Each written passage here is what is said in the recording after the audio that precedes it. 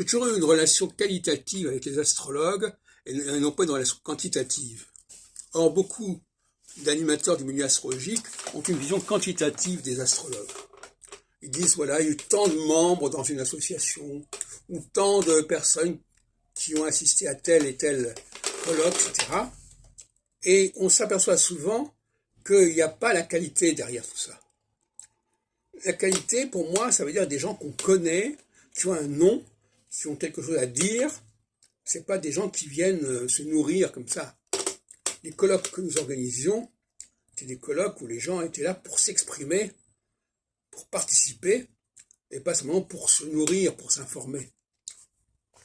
J'ai publié des guides de la vie astrologique, en 78, je crois, celui-là, 75, et celui-là en 97, notamment. Et ce sont des ouvrages qui ressemblent justement qualitativement tous les gens qui ont participé à mes activités.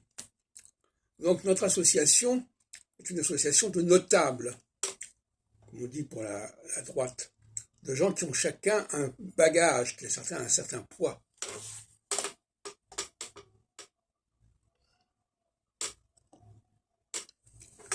Et ces notables, on leur donne ils ont leur propre notice des notables, et ça me paraît tout à fait différent.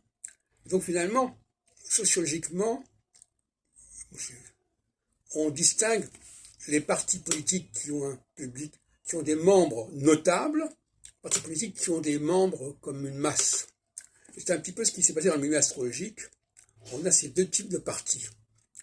Les partis de notables dont j'étais le principal instigateur, y compris en 2004 quand j'ai organisé un colloque de notables, et puis les partis de masse qui disent, voilà, on a tant d'inscriptions comme membres, comme on ferait au Parti communiste, etc.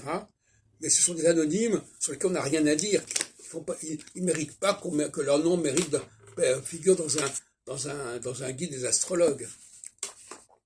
Voyez-vous ? Donc il y a là deux conceptions différentes.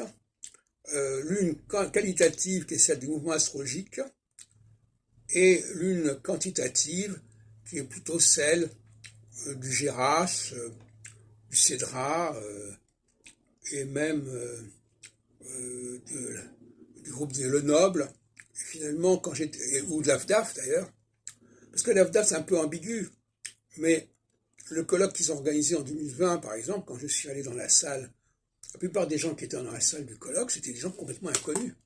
C'était du public. Moi, ce qui m'intéresse dans les colloques, c'est pas qu'il y ait du public, c'est qu'il y ait des intervenants, et qu'il y ait des gens qui ont un bagage, et qui se rencontrent entre eux. La présence du public va empêcher le processus de fonctionner correctement. Et c'est vraiment vrai aussi par exemple pour Baglis TV, où ils organisaient des réunions, mais ils ne voulaient pas que les gens qui assistent à ces réunions, enfin les téléspectateurs, soient perturbés par le débat. Là aussi, donc, il y avait une interférence. Il ne fallait pas qu'on perde de l'audimat et de l'auditoire parce qu'on traitait de sujets trop pointus, avec des différences trop marquantes entre les uns et les autres.